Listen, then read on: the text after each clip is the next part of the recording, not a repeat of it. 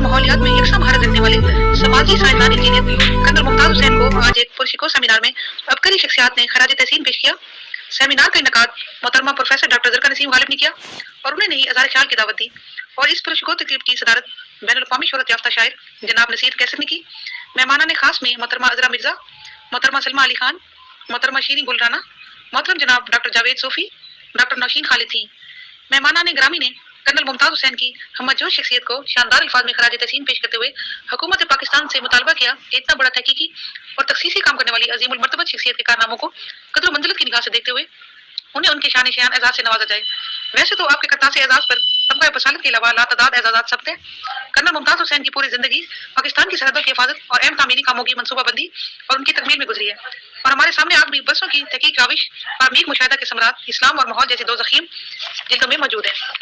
محترمہ سلمہ علی خان نے پاک بنگلہ دیش کے تعلقات میں خوشگوار روابط کو نئے سال کے لیے نیک شگون قرار دیا۔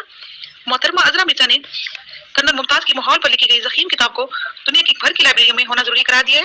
ممتاز ادیب و خطیب منشا قاضی نے کرنل ممتاز حسین جیسے گمنام قومی ہیرو کی پذیرائی کو وطن عزیز سے محبت قرار دیا۔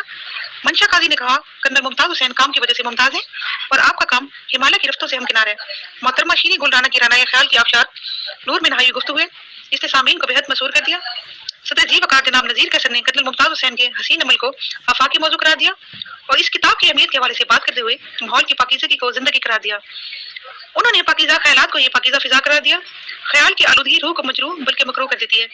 محترمہ زرکا نسیم غالب نے سب کا شکریہ ادا کیا اور بیگم کرنل ممتاز حسین نے تمام مہمانوں کی لذت کام و دھان سے ملاقات کی اور سب نے بیگم صاحبہ کے حسین انتظامات کو سراہا۔